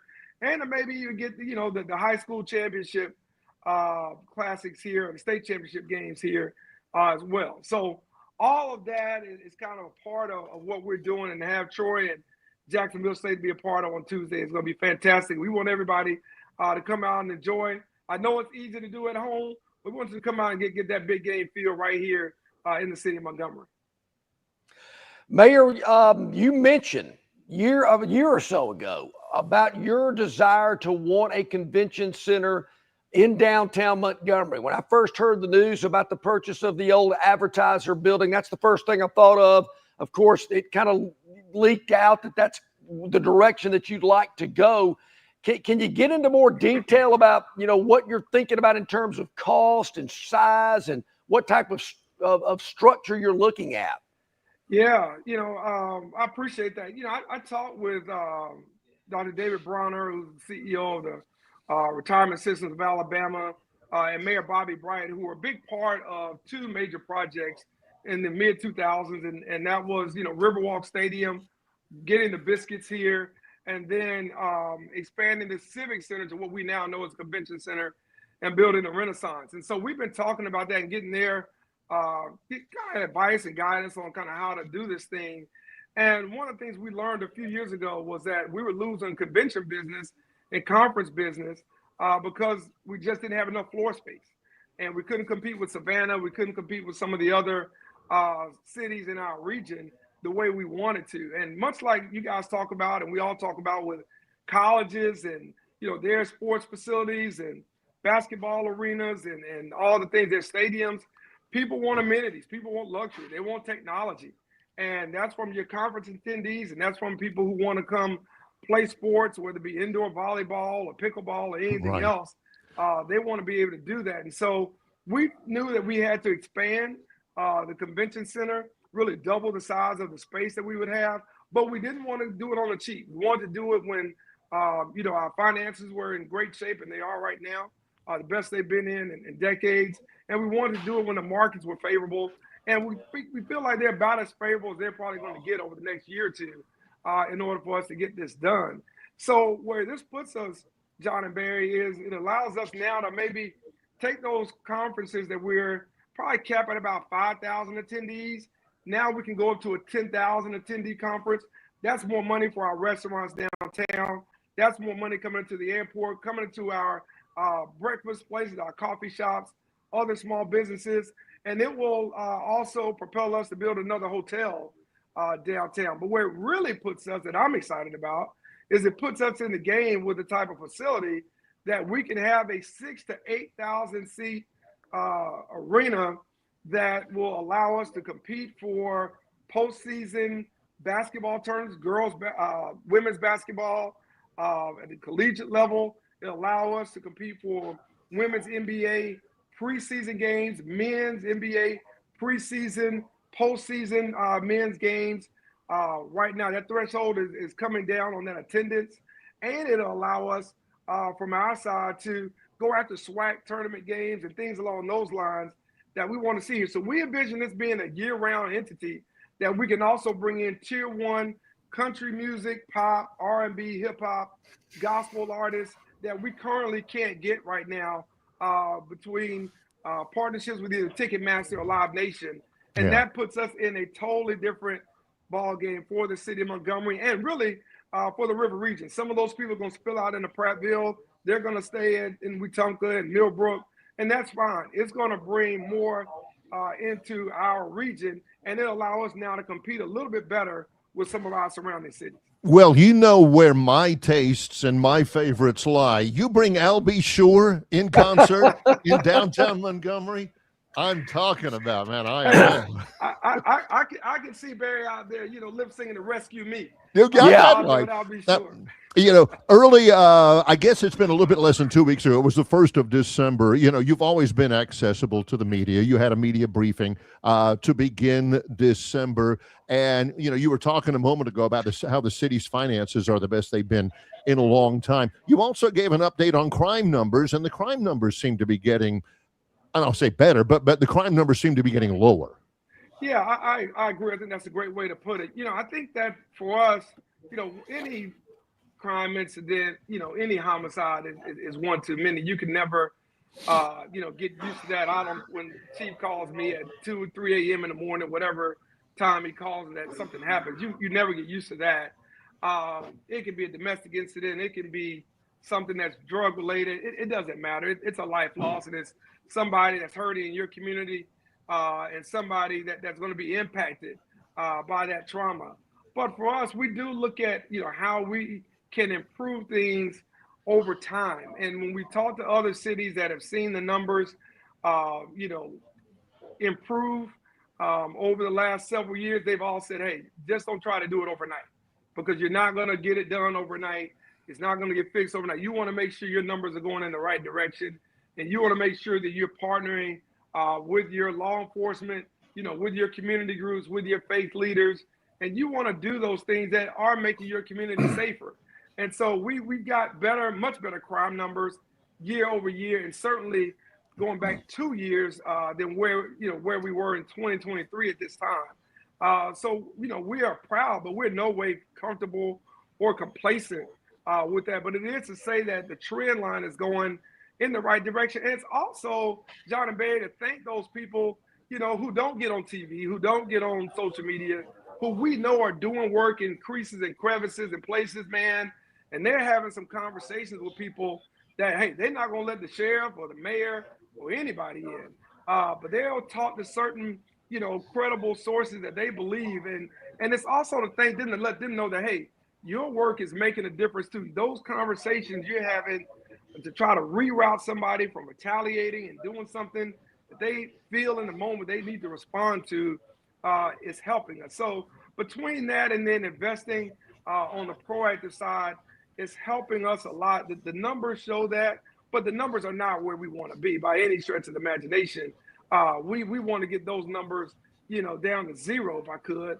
And we want to see all that stuff reduce. And we're going to continue to do our part. We're going to ask for the community to do their part. We'll ask for state leaders to do theirs and the federal leaders. And I talked to Senator Tuberville about this when he was here a month ago, and he assured me there's some resources they're bringing. I told him, hey, we welcome it. Talked to the governor about it and thanked her as well, for her assistance. We appreciate the same with the sheriff and the DA and the U.S. Attorney's Office. So it's a group effort here in making it work along with the community and those that are in government and other places. But we've got more work to do, and we know that. But we are, we're glad that the numbers are heading in the right direction. And we, just like every other family, every individual, wants to see those numbers get better over time. That's for sure. Mayor, I've been living here my entire life. I hear a lot of opinions and complaints. I'll have to admit I haven't heard as many lately as I've heard in past months. The day's still young, but I will say that I have not heard some of the comments that I've heard in months past lately. Well, that's a good thing, guys. And John, I think, in any city, there are trouble spots, and there are people that cause trouble, unfortunately. And what we're trying to do is to get out in front of that. Just had a conversation the other night with some powerful lawyers. And I said, hey, if you guys talk to these judges about some of these sentences and some of these bail and bonds, schedules that they are going off of, I think it may make a difference because they're going to probably need you to get reelected probably more than they need the mayor. And, I told them, you guys can be helpful in talking to them and assuring them that I don't care if you're black, white, or brown. I don't care if you're rich, poor, middle class. Nobody likes crime. I don't know a single person who likes crime that I talk to. And they all want it to be as low as it can be, if not at zero. And I said, they got to understand their role in it. And we're going to push, from our side to do everything we can. And we're going to tweak, just as I talked to Chief Grayboys earlier this week about, changing our philosophy, changing our approach. Guys, on this show, we talk about defense, we talk about offensive strategy, we talk about who's playing preventing, themselves from winning by going that old prevent defense. And I said, sometimes you got to attack, sometimes you got to blitz, and you just got to, live with it. You can't lay back all the time and wait for something to happen. And sometimes, you got to go in and you got to sack somebody, and you may have to get a little personal foul in there. You got to let them know we're here. And that was kind of my response to the chief that, we got to let them know we're here. And, if there's a roughing the person penalty on that, I'm not saying it's right, but I'm saying, Mayor, that sounds like me when they put me in a basketball game over at Cloverdale Junior High School. I said, I'm going to let them know I'm here. Well, hey, John, somebody's got to get those fouls. Right, no doubt. Use them. They're there. Well, in response to all of that, you mentioned the importance of community and the people behind the scenes who never get the publicity or anything like that. As we appeal, as Abraham Lincoln said, to the better angels of our nature, tonight's going to be a great example of that with the Christmas parade downtown. And so much is involved in putting that together down there on Dexter Avenue at Lower Dexter Park and all that. That is certainly an opportunity to showcase the better angels of our nature in the city of Montgomery, Mayor. Hey, babe, that's one of the most fun things that we have going. And, Turkey Day Parade is great because in the morning it's kind of daytime, so it's a different feel, and John can appreciate this, but I know you can too. You go out to the Rose Bowl, and I hope that's where Bama ends up playing Indiana. I think they better end up there. We're going to have some different conversations. Yeah, boy, you ain't kidding. The following Woo. Monday. Yeah. And I don't mind going out to that Rose Bowl parade. It's so pretty in the daytime, all the floats and all the flowers you see out there. And so Turkey Day is different because it's it's during the daytime. But the Christmas parade is great because it's at night. So you see all the floats and you see all the lights on things and all the great costumes that so many of the organizations and the schools have. And so many of our community partners are out there with floats, tossing candy, and just having a great time. And so it's always good to see our military friends out there as well as folks from around the community. Mayor, I've got to kind of get up on this soapbox because it's kind of one of my, favorite parts of our city. The work that the folks at the airport are doing, I think they need a pat on the back. Of course, the big announcement that United is coming to Montgomery with nonstop service to Houston. I know there's a lot of other things going on out at the airport as well. New baggage claim area that's being revamped along with some other things maybe you could share with us as well. But that's the welcome mat to our city, one of the welcome mats, and those folks are doing a really good job out there. Hey, John, they have, and I encourage anybody to use our airport. It's getting a lot better. They're working on the baggage claim right now. Big plans to improve the interior of the airport. The service, as you mentioned, is really improved. This Houston flight is going to be great, and I think it gives us entree with United, having that third major carrier, potentially go to Chicago O'Hare, maybe even Dulles in Northern Virginia, the DMV area. That's very important for us as a business community. One thing we hear about we're recruiting companies is, hey, our executives and our team need to be able to get in and out of your city. What do you have to offer and what are you doing? And, we just had the chamber breakfast, 153rd annual luncheon. And right after that, breakfast was over. I'm sorry, the luncheon was over. We had a meeting with county commission leadership, city leadership, and the chamber leadership. And the airport was one of the major issues. Jackson Hospital, of course, was major in that. We were making some great progress there, and thankful to the governor for her help on that as well. But the airport was the next big piece of that puzzle. So you go back to the convention center expansion and having an arena. Hey, they're asking, can we get in and can we get out? How many flights do you have?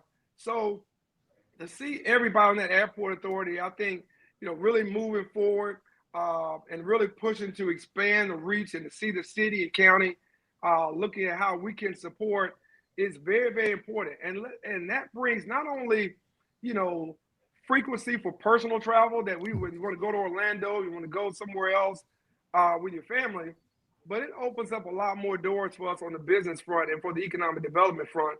And that feeds everybody. I mean, Montgomery is the river that feeds all streams. And that's something that really feeds all of Central Alabama. And we're really excited about it. We're excited about that flight to Houston. Well, Mayor, we always appreciate your time. We know you're extremely busy. I don't know who the Cowboys play this week. I mean, I don't know. I hope it's the Eagles, the way they're playing. No question. We'll take the Eagles any day right about now. We need somebody to kind of help us get off the map. But look, much like Alabama and Caleb, we had a gauntlet, John and Barry. Yeah. I don't know if I heard you guys give, enough time and energy to that gauntlet. We had to run with that, beating Mahomes on Thanksgiving Day and, getting the John Madden Turkey Award. All of those things, were great. When you look at that lineup we had over the previous 10 days. So, the Cowboys were due for, a letdown against Detroit. Jameer Gibbs is running like he did against, Georgia Southern back here at Alabama right now. I don't know there was much we could do with him. That's but probably listen, true. We're still in the mix, Barry. So listen, don't give up hope yet. There you don't go. be beating me up like they do on Next Door. And get my aunties all mad at Don't want to do that. I Don't. gotta get my aunties off the keyboard. I gotta Believe tell them, me. you don't You don't want to do that. Yeah. Mayor Stephen Reed, Merry Christmas to you and your family and Merry everybody in the Christmas, city of Montgomery. Thank you so much. Thank y'all. Be safe. Keep up the You great too, work. buddy. Yes, sir. Thank you, Mayor Stephen Reed, joining us here this morning. We appreciate his insight and some updates as well. Some exciting things going on. Really appreciate that. Barry, some exciting things going on right here at Stivers Chrysler Dodge Jeep Ram. It's the year-end sales event going on. Yep. Hey, look, Santa's come by. I've seen the ribbons that he's laid out. They got the big bows they'll put on the hood of a car, truck, SUV. They'll have it in your driveway Christmas morning. So if anybody out there has a new vehicle in mind on their list, Stivers Chrysler Dodge Jeep Ram is the place to be. They're here for you right now throughout the weekend. They'll have you ready for Christmas and the year-end sales event where they want to meet and exceed those yearly sales goals. How do they do it? By offering you the absolute lowest prices on the highest quality Ram, Jeep, Dodge, and Chrysler products. It's all here. Prattville, Stivers, Chrysler, Dodge, Jeep, Ram. It's Longshore and McKnight coming up. It's the Phantom's Daily Dog. What do you The Daily Dog, Barry. Coming I got some big news about the Daily Dog, so stand by. Also standing by, Ralph Michaels from Wager Talk and the Gold Sheet. It is Longshore and McKnight in association with Yellowhammer News, presented by Bud Light. Phoenix Physical Therapy is ready to help patients recover, recharge, and rise. They develop a customized therapy plan for each patient to get them back to enjoying their favorite activities. Their experienced team is committed to providing exceptional care in a professional environment. Whether you're looking to prevent or treat an injury, recover from a recent illness, or recuperate from surgery, schedule an appointment with our clinic and take advantage of our physical therapy, athletic training, workers' comp, and employer solutions service. Experience elevated physical therapy today. Call Phoenix Physical Therapy at 239-9316. That's 239-9316.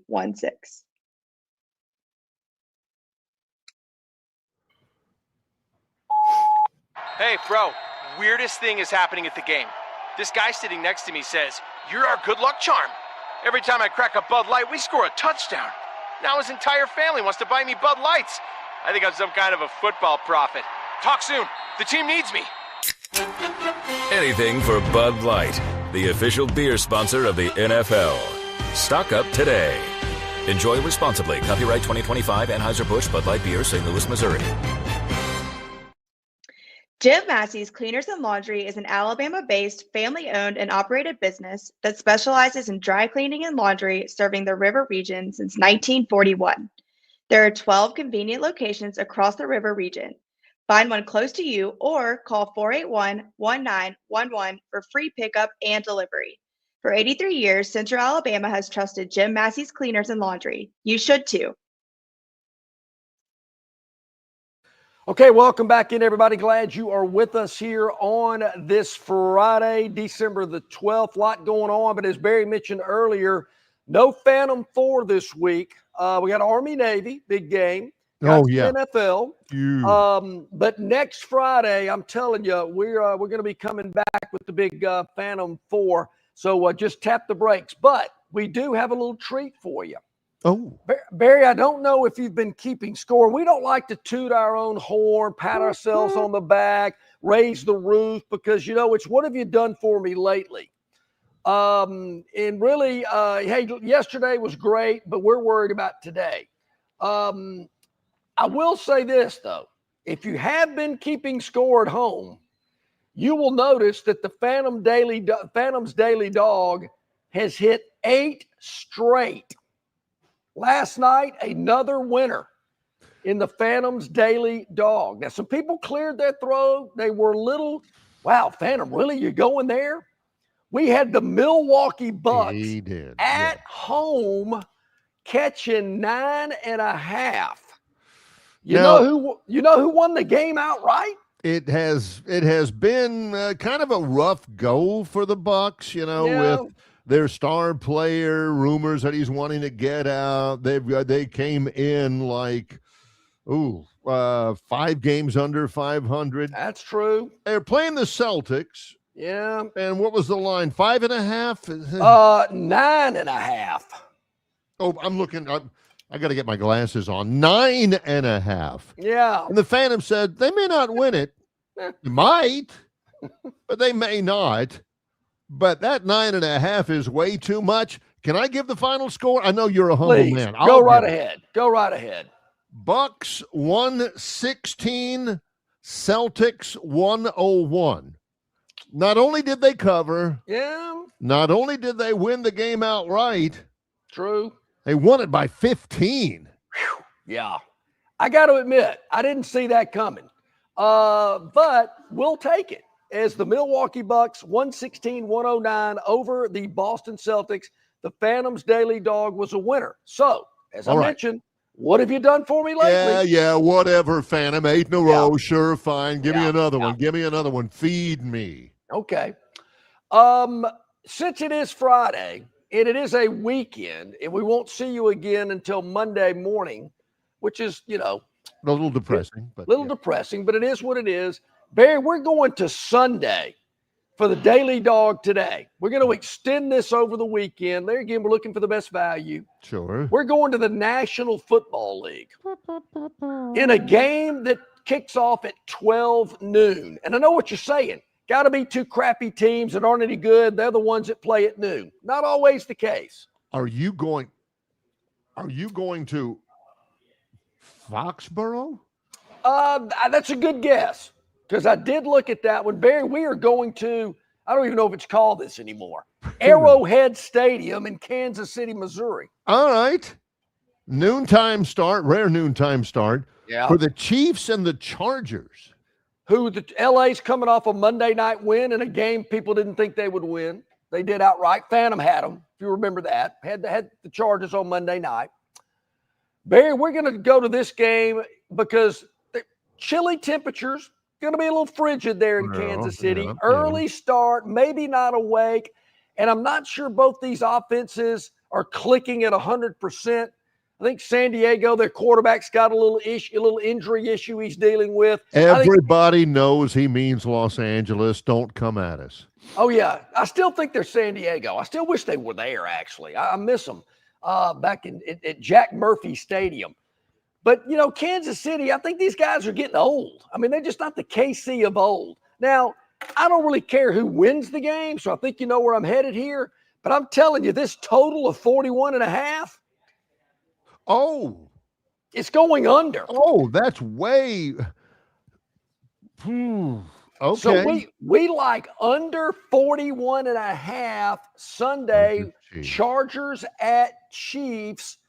Low scoring here. That's the Phantom's daily dog for the weekend. So do with it what you want. And the good news continues. The intelligence, the thought-provoking commentary continues in a moment.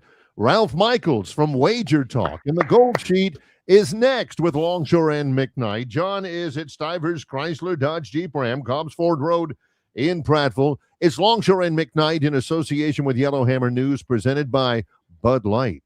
Known by avid golfers as one of the most beautiful and challenging stops on the Robert Trent Jones Golf Trail, Cambrian Ridge in Greenville lies just 40 miles from Montgomery. It is well worth the ride for any golfer looking for 27 holes of jaw-dropping golf. The greens have been redesigned to accommodate the higher green speeds associated with their installation of the latest generation of ultra-dwarf Bermuda grass. Cambrian Ridge offers a fully stocked pro shop with all the latest equipment and apparel. Great food and beverages in the clubhouse can be enjoyed both before and after your round.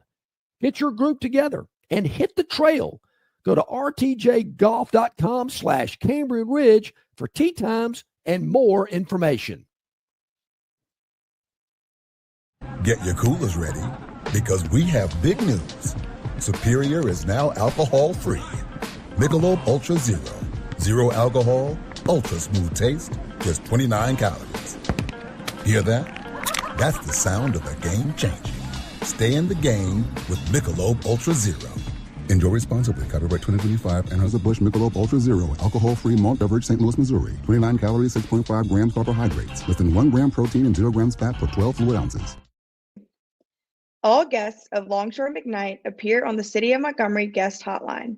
Check out the most interesting and informed personalities in sports covering Auburn, Alabama, Troy, ASU, and all the major teams from across the country. John and Barry have the best guests brought to you by the City of Montgomery. To find out everything you need to know that is going on in the capital city, check out montgomeryal.gov. That's montgomeryal.gov, the capital of dreams. Get a head start on holiday travel with Montgomery Regional Airport. Book early and save big on flights to your favorite holiday destinations. Whether you're visiting family or living out your dream stay, you can count on MGM to take you there. Fly easy, fly MGM. Okay, welcome back in, everybody. About 26 minutes to the top of the hour. Our friend Ralph Michaels from Wager Talk and the Gold Sheet joining us here this morning. Hello, Ralph. Hope you're doing well today. Doing great, guys. I will give you praise, John, because 8 straight is 256 to 1 are the odds. So, whoa! Congratulations. I'll throw in one more note on your. I am actually on Kansas City in a teaser or a money line parlay this week, and you said they're not as good as they were last year. Kansas City was plus 20 yards per game. They went to the Super Bowl. This year, they are plus 60.4 yards per game. They're 40 yards per game better, but they're 6-5 instead of 10 and 1 where they were last year. The reason last year games decided by 8 points or less, they were a perfect 7-0. They're 3-4 this year in close games. Okay. That's a big number. That's a big discrepancy there. That is amazing. Army Navy. We touched on that just a moment ago.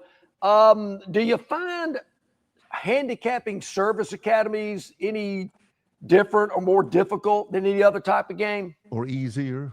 Yeah, well, let's say this.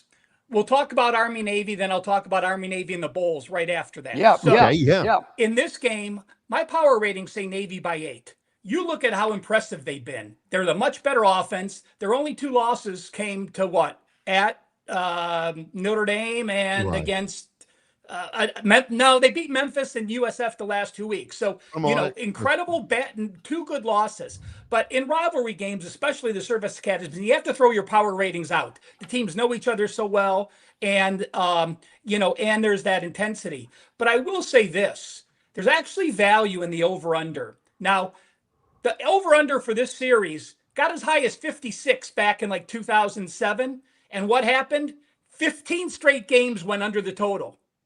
Well, the last 2 years in this series, there's been 2 overs and 1 under. So in the last 19 seasons, this series has 2 overs and 17 unders. So has it changed where the last 2 of 3 have gone over? No, because I think this reasoning is very solid. Last year, Army played Tulane in the AAC championships the week prior. So they did not have 2 weeks to prep for Navy. And what happened? They were in a physical game against Tulane. Navy rolled them. The game went over. But again, not the traditional 2 weeks of rest. 3 years ago, when the game went over, it was 10-10 into regulation, and they scored 17 points in overtime. So to me, the over, the total had gone down as low as 29.5. But with 2 of the last 3 years going over the total, it's come back up to a very legitimate number. And I'm going to take the overtime out of the equation. You can still find first half 19, even a couple 19.5s. It's rare when you find a full game total of 38 and a halftime total more than half of that. That is solid value on the under. Under 19 or 19.5 first half for me. And to continue on, when you get a military service academy in a bowl, they are an absolute play on. Why? You don't have opt-outs. You have very few people in the transfer portal. You have kids that are not affected by the pageantry and being out of the routine. These are kids that get up at 4 a.m., study, practice, go back, study, and are going to protect our country. You don't have any of those distractions. So let me share a couple numbers with you with Army Navy in bowl games. This includes Air Force as well, obviously not this year. Since 2006, if you blindly bet Army, Navy, or Air Force in a bowl game, you're 24-9, 73%. Good number. Since 2017, service academies are 11-1 against the spread in bowl games. That is 92%. And if they're in a bowl game going back to 2009 with the lines between the 7s, so no one's a big favorite, no one's a big dog, and the total's under 59, They're 13-0 straight up, 13-0 against the spread. Yes, you either play service academies in the bowl or you pass the game. Period. For the same reasons, I would think, Ralph, that you just enumerated. I'm sitting here looking at Ralph's Printable College Football Bowl schedule. It's at wt.buzz/RM, and it's got every bowl game with everything you want on there. And it makes me wonder, all credit to the service academies and the numbers you're talking about. But again, the teams that they're playing do have coaching changes before the bowl, do have opt-outs, do have guys in the transfer portal. It's a positive to say that about the service academies, but boy, it's got to be hard to bet bowl games in this day and age because of uncertainties and personnel and distractions. Well, again, bowl games used to change. When 5 years ago, I had my power ratings. I was confident. I did a lot of charts. I would basically bet the bowl games all at the start of the year. Now you really can't bet anything unless you want to bet a playoff game because you don't know what's going to happen. Remember, the semesters or quarters are now ending. So that's what happens. If you play an early bowl, like Washington this week, you don't have to worry. You play a later bowl, there's a couple guys that were seniors, didn't go to school, aren't going to make grades, won't be able to be in the bowl because, again, the quarters or semesters change. That's why you have that issue, and that's why the season always has to end when it does to get all the bowl games in. So to me, I'm going to give a shout out. This is actually a mini competitor of mine, but it doesn't matter because all we're trying to do is give your viewers value on where to find things. If you guys go to theactionnetwork.com and look for Stuckey's college football article, nobody does a better job on opt-outs, transfers, and injuries. He breaks down the snaps they had, the games they missed. So it's free to everyone. But it is the number one go-to. If you're going to bet a bowl game, make sure you check that out. Ralph Michaels from Wager Talk and the Gold Sheet joining us as he does each and every Friday. I know we're going to talk a lot about the playoff games next week, obviously with Alabama playing Oklahoma Friday night, a week from this Friday night. But are there any bowl games that you've seen, Ralph, that kind of look out of line, out of whack? And I know you're talking about opt-outs and whatnot. But I just really did want to touch on the bowl games a little bit before we got into the playoff games. Yeah, let me give you a couple just bowl scenarios, all right, for the last few years. Because really, I lean Washington this week, but I don't want to get there. I think it's an advantage for Washington having that 1 week, just like a bye week, playing with a 2-week period. Remember, the bowls, no bowls before this year ever started until the Saturday after Army Navy.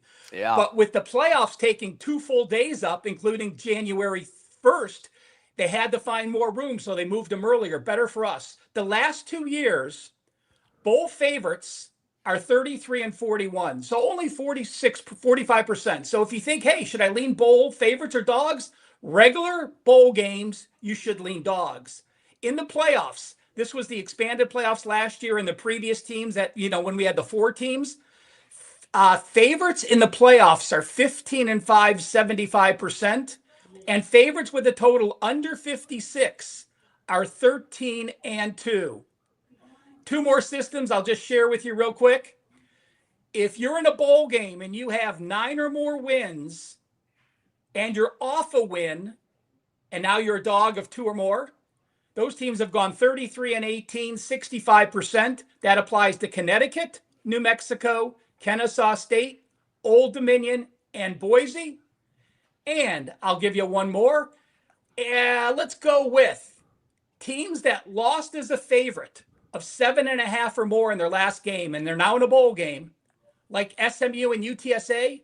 They are 17 and 3, 85% against the spread. So when you're embarrassed in that regular season final, you do have some vigor playing in the bowl game that following game. So I'll tell you what, I did a video on Wager Talk. If you go to Wager Talk YouTube, you're going to see about 12 trends and angles, just like some of those things we talked about. So check it out on Wager Talk YouTube. Search Ralph Michaels or Bowl TNA for trends and angles. Yeah, it's trends and angles, folks. Trends and angles. That's very important. We don't want to get you guys bleeped. What about the playoffs, Ralph? Out there again, I don't want to take a deep dive in it just yet because of Alabama, Oklahoma next week. But just on a little general look at the matchups, What do you think about, well, the teams that are in, do you think they got the 12 best teams or the right 12 teams, I guess we should say? And then what about some of the matchups? No, I don't think 2 group of 5 teams should ever get in there, ever. And my rule is this. If a team thinks they're good enough to play in the playoffs, they should have to schedule 3 FBS road teams. Everyone else in the country is playing at least 3 FBS road teams. When you have a team like James Madison, who is statistically awesome, but they played the number 120 toughest schedule, I don't care if you win every game. You shouldn't be there. So to me, it's not. The first week is tougher this week because of those 2 teams getting in, and you have James Madison and Tulane, those 2 big dogs. My top bowl play early, I've not done a ton of work on him, is clearly Alabama, Oklahoma under. I don't know what the distractions are going to be already here. Oh, might Michigan go for him? And, those are the kind of distractions you don't need. But look at the day and age. I mean, when would you ever think a playoff coach is going to leave for another SEC team? Times have changed. So you never know what's going to happen. And that's the reason, too. If you follow those trends and injuries, remember, when Michigan hires a coach, that might set off a trickling effect where 1 or 2 other teams might be affected that, are taking that step up and all of a sudden lose the coach right before the bowl game. Outstanding information as always. Really looking forward to next week when we take a deep dive into these playoff games, Ralph. But before we let you go, let our viewers, let our listeners know how they can get more information, what you offer there at Wager Talk and the Gold Sheet. Well, I was number 1 in bowls last year. I went 12-3. I'll tell you what, I had a bad 2014. Why? I didn't react quickly enough to all the transfers and the opt-outs. And, I started using some of my old bowling patterns. You have to completely change the way you're handicapping bowls in this day and age. And I did a good job at that. But check it out, wt.buzz/RM. I load a free play daily. And even if you don't want to buy anything, remember, you can read my last 20 plays. Look at some of these trends and angles, look at situations and learn from them and move on.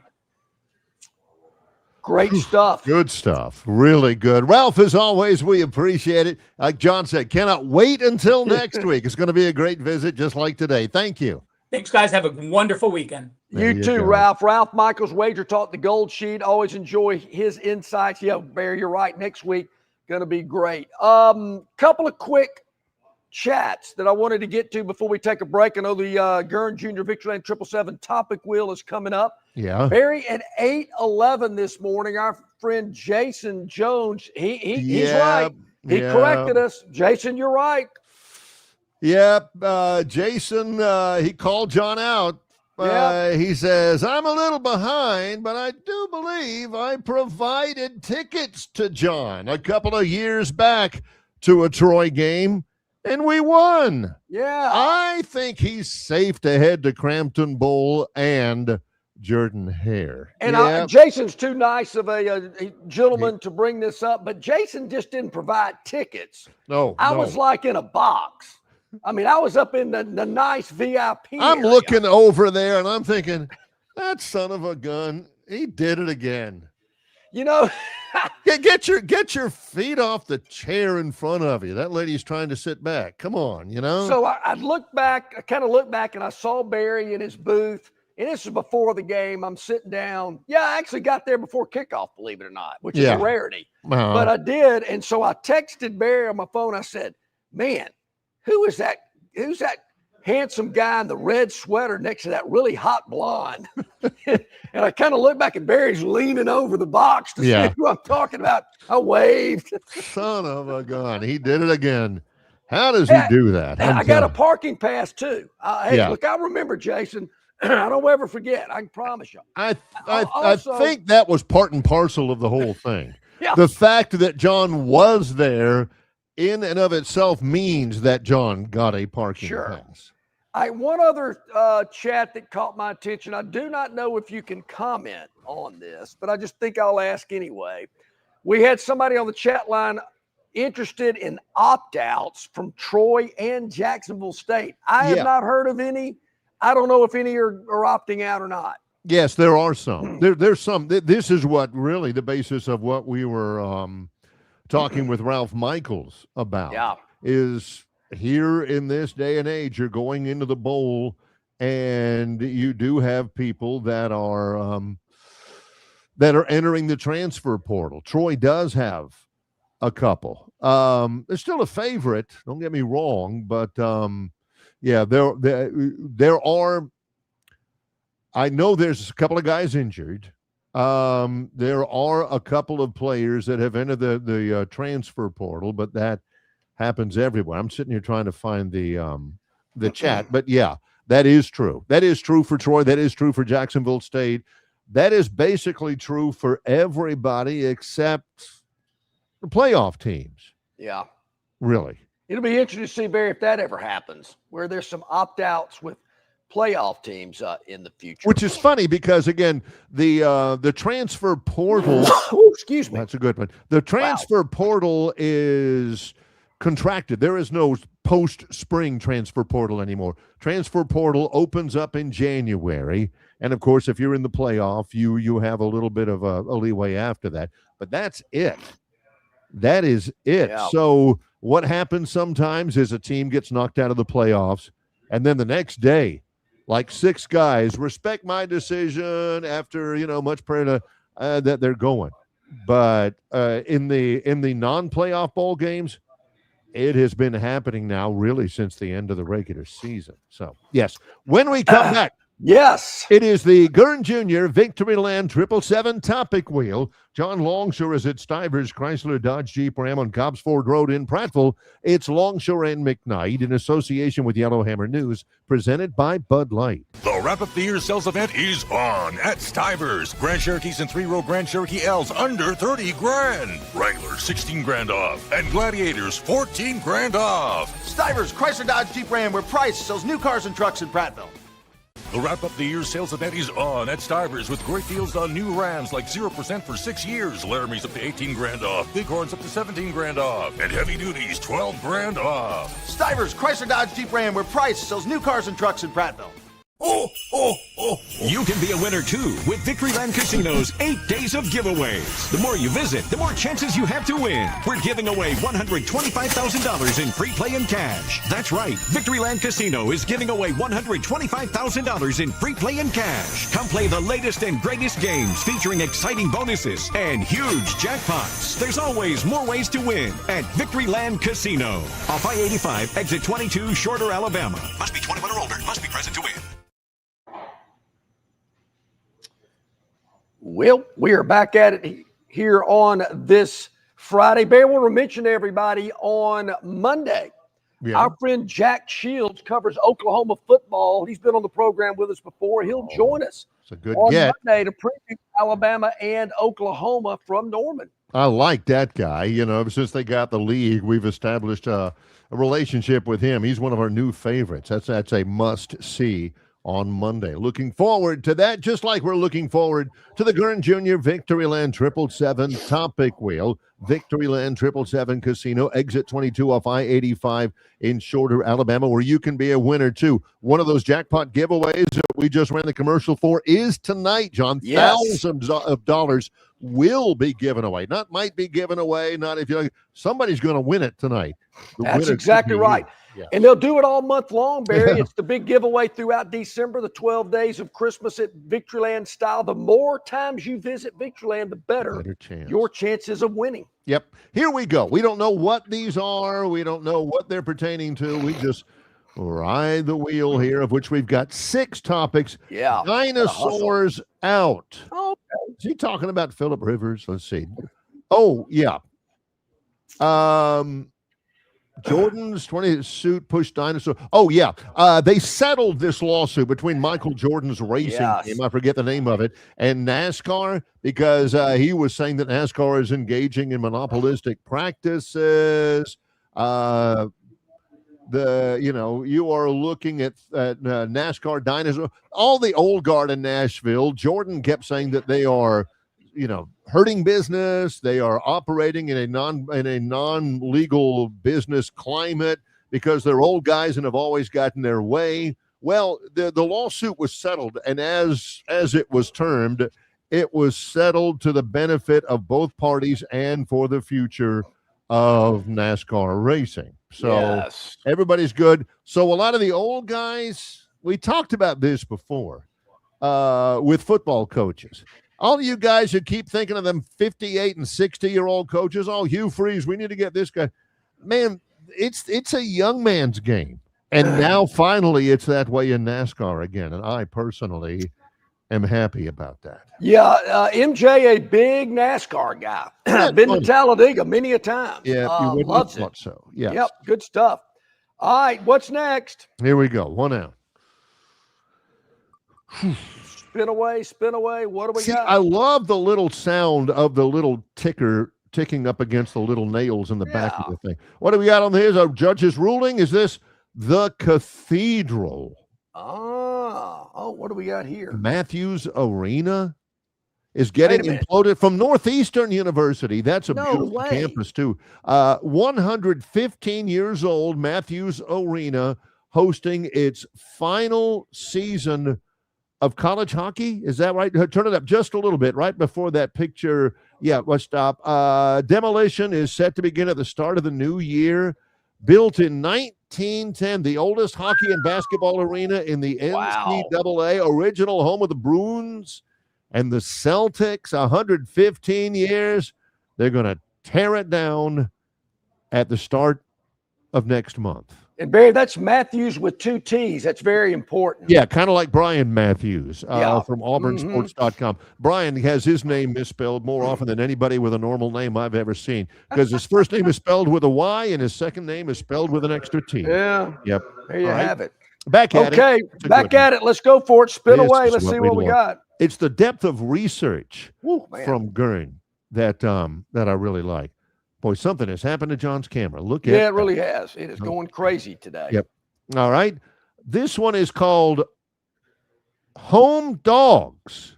Oh, I like that. Dogs. What do we got? All right, let's keep it. Yeah, there we go. Nick Bonito. I don't know him, but the Broncos, again, they're having a terrific year. I think they've won 10 in a row. The Broncos are playing at home against the Packers. They're playing in Denver. Broncos are 11-2, and the Packers are 9-3-1. So tell me, why is Green Bay a 2.5-point favorite? Doesn't make Bo sense. Nix hurt? Is somebody got an injury? It makes no sense. Yeah, it doesn't make sense at all. I'm with you there. But it's kind of like that Milwaukee Buck game last night, Barry. Yeah. You just got to take it and ride with it. If they're going to give it to you, go ahead and take it. Yeah. Exactly right. All right. Exactly right. Back at it here. John is in a smoke-filled room. Gosh. Yeah. Are you rooming with DJ Hall? Good gracious. Let's see. I don't know what's happened here. Oldest yet. Oldest yet. Lindsey Vonn, who used to be Tiger Woods' main squeeze. She won World Cup. She hadn't been participating since like 2018. San Moritz, that's in France, Switzerland? I believe so, Switzerland. Yeah, and the downhill. She's 41, and look at her. She had a badly shattered leg and left for a little while. Oldest person by far to win a downhill event on the Women's World Cup skiing tour. She's 41. Man. Look at her. She and Phillip Rivers and some of those people. Age is just a number. It's just a number, folks. Yep. We've been telling you that forever. Let's step it up. We got 2 minutes to get 2 topics in the barn here. Hey, it's the red and blue. How about that? Always Rare red and blue. Company. Rare company. See what we got. Yeah. Oh, yeah, last night. Okay, so the Falcons win it 29-28. Former Florida tight end Kyle Pitts.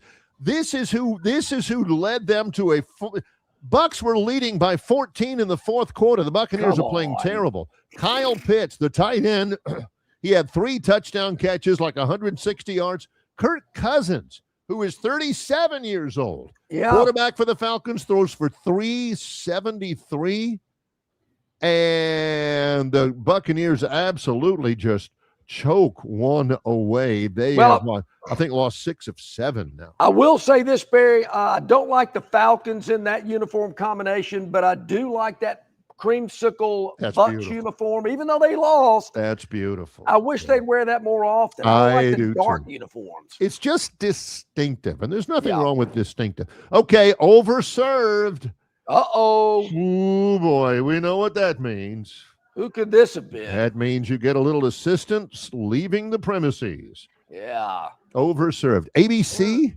Oh, Okay, what is this guy It doing? looks like a beaver. Oh, it's or a something. raccoon. Oh, man, in the liquor store? Oh, the raccoon is... Oh, watch out. Yeah. He is overindulging at the liquor store. Was this the raccoon who passed out in the bathroom next to the toilet? Yeah, the raccoon... that's look at him. that. That's He's the done. one. Look at the trail behind him, dude. Barry, I had some college roommates that good. I saw them in that same type posture back in the day. But man, look at that. He's got all four paws spread out. This guy. You've seen people like that before. Yeah.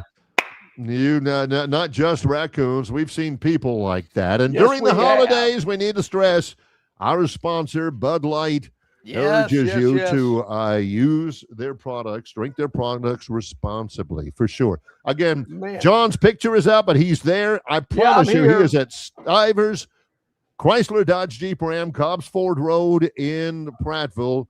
So much going on. Yeah, so much going on, Barry. It's the end of the year sales event going on here at Stivers, Chrysler, Dodge, Jeep, Ram. So take advantage of the incredible deals. We've been telling you about them all morning long. Our friends at Stivers CDJR are here for you right now throughout the weekend. Make that huge final month of the year big at your household with a vehicle from Stivers CDJR in Prattville. Big things coming up on Monday. Thanks so much for Montgomery Mayor Stephen Reed's visit and for Ralph Michaels from Wager Talk and the Gold Sheet. It's Longshore and McKnight in association with Yellowhammer News, presented by Bud Light.